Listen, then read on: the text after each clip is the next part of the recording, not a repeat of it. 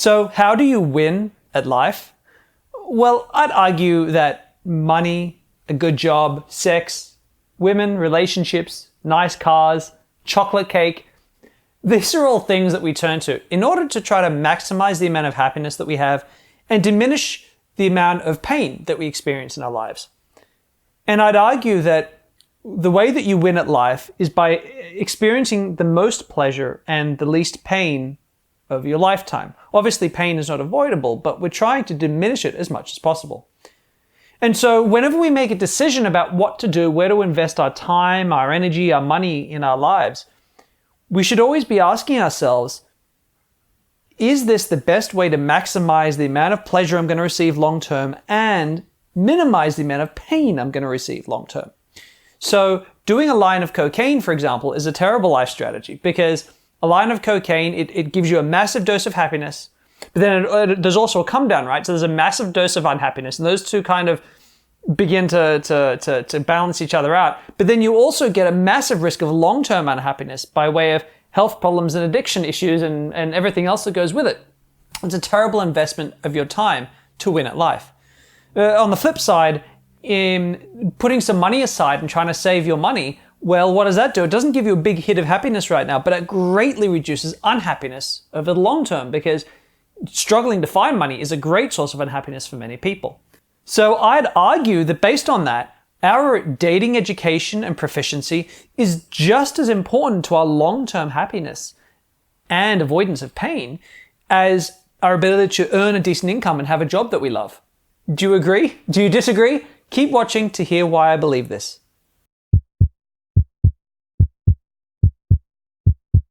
I think that my upbringing as a man in the Western world was quite similar to a lot of guys. I was strongly encouraged to focus on my studies, strongly discouraged from dating and interacting with women too much because they're a distraction.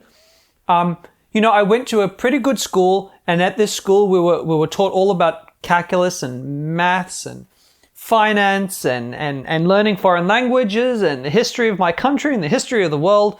But of course, we were never taught about dating, relationships, creating healthy adult boundaries, building self-esteem. We were just never taught any of that, let alone flirting or sexual escalation or coming to terms with our sexuality. None of that was even touched because that's kind of unimportant, right? Now, having worked as a dating coach for over 10 years, charging a premium price for a premium service, which means that the majority of the men I get are university educated and have a well above average income. And these men come to me, I've worked with thousands of them, and they say one of two stories. One is, Damien, I've focused my whole life on my career and my job. I got this really great job, and I thought that once I was earning good money, women would flock to me. That was kind of what I was promised. But it's not happening, and I feel frustrated, and I feel annoyed that I can't seem to, the second I'm around a girl I like, I can't seem to communicate with her properly. I get her to notice me. She's always overlooking me for some other guy. And I'm annoyed, and I feel lonely and alone, and I don't know what to do about it. Help me. The other kind of guy I get comes out of the back end of a horrific relationship. He's been married or in a long-term relationship. It's left him emotionally and financially just distraught and damaged.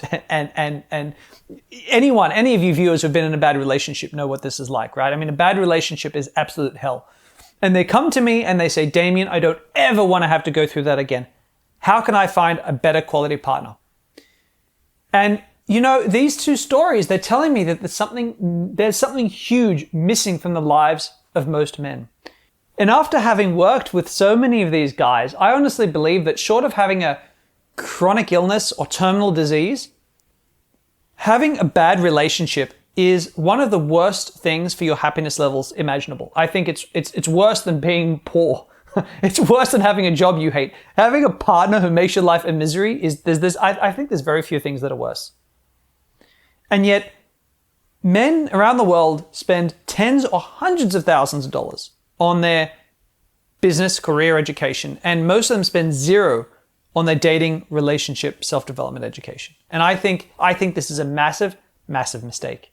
I mean, if you cut all the lovey-dovey stuff out and you just look at it logistically, the woman that you're going to spend a lot, or the women that you spend a lot of your time with, not just a woman you might marry for life, maybe long-term relationships. She's there every day. She's there as part of your long-term decisions. She's there when you're struggling, when you're just feeling down and depressed. She's there when you're feeling really good about yourself. She's there when you want some motivation. I mean, she's there for every important part of your life. And if she's a negative influence, like you are trying to get ahead in life, you are walking through mud. It is just life is so difficult to get anywhere.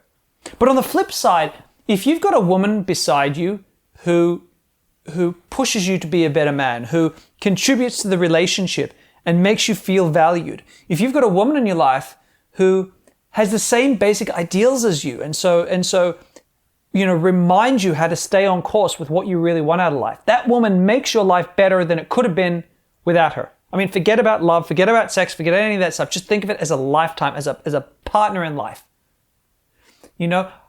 I learned some really important lessons myself. I mean, I have had, if you know any of my history, I've had some absolutely shocking relationships when I was a younger man. And that's what caused me to turn to try to learn this dating stuff in the first place. Horrific relationships. And, I first got into this pickup stuff thinking if I could just shag lots of women, I'd be so happy. I'd be thrilled. And I got to the point where I could pick up lots of women. And I realized that it wasn't the number of women I was shagging. It was something to do with the quality of the women. If I would instead stop trying to just sleep with lots of women and instead focus on really enjoying a smaller number of women, but just really enjoying my time with them, having long dates, having these really great discussions, and then mind-blowing sex at the end of that. But we were really connecting and enjoying our time together. That was so much more rewarding. That made me feel so much happier at the end of a date than if we just hooked up and shagged, right? Just connecting with another human being is hugely rewarding. And you add the sex in, that's a bonus. And then I met my partner, Divya, I've been with for almost 10 years now. Wow. Here was a woman who pushed me to start a company. She believed in me and my ideals around dating and dating coaching. And she believed in them and thought that I should just leave my full-time work and take a gamble. And that faith that she had in me was incredibly important to the company. She was with me when I started the company. She started it with me, and I've helped her in times. She's had times when she struggled in her life and really struggled to get traction, and I've been there for her. And I've struggled emotionally in my life. I've had some big turmoil in the last decade of my life, and she's been there to help pick up the pieces and keep me on track. And I honestly believe that for both of us, without the other person there, our lives would have been worse. I've accomplished more than I believe I would have accomplished alone. And I don't think that every man can say that for his partner. And I think that every man should be able to say that for his partner. And the reason that men can't is that they're not taught how to find a quality partner. What most men do, unfortunately, is they finish their education and they say, oh, I don't know how to meet women. Oh, there's a girl smiling at me. She's friendly. She's nice. All right, I'll marry her. That's it. And what are the odds? What are the odds she's going to be a great partner? But more than that, what a lot of guys do is they don't create relationships. They don't foster relationships where both parties have to contribute fairly. And this is what happens to a lot of men. They're in relationships where they contribute a lot more than the wife contributes. And the relationship ends and he gets taken for everything he's worth. And he walks out the other end and says, I dated a woman and she destroyed my life. All I did was give and all she did was take. That's what women are like. And it's not what women are like. That's your fault. You should never be dating a woman in the first place who doesn't contribute to the relationship. If my partner and I split up tomorrow and we have to split our money, the money from School of Attraction 50-50, she was there. She was there for every important step of the way. And that's fine. That's okay because she contributed. I don't feel ripped off. I don't feel hurt and upset by that. And that's the education that men need. If you could go through life and you could find a high quality partner, a high quality woman, a high quality woman in your life would be better than it would be alone. I know there's a lot of men, especially the MGTOW guys, who believe that all women are bad and you should just do your own thing and be alone. But the problem is humans aren't wired that way. As humans, we are wired to seek connection. We're wired to seek affection. We're wired to want to be hugged and touched. And we're wired to want to be supported emotionally. That's unfortunately just how we were raised. That's genetically wired into us. And so if you're going to fall into that situation of having a long-term partner in your life, you got to make sure that you know what you're doing. You got to make sure that you don't just pick the first woman that comes along. You got to make sure that you know how to be a chooser. You got to know what you're choosing and how to set up really good, strong boundaries in your life. Do you agree? Do you disagree? I mean, to me, this is one of the most overlooked parts of becoming a well put together human being. We don't have educations for this. I'm not saying that you guys watching, you should see a dating coach like me. See a therapist, see a relationship coach, grab a good book, get an education in dating and relationships into your life, because I'm telling you, if all you've ever done is invest in your financial education, you're missing something really important.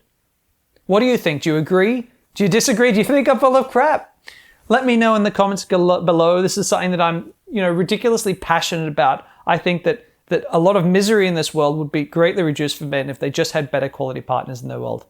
What do you think? Take care. I'm Damien.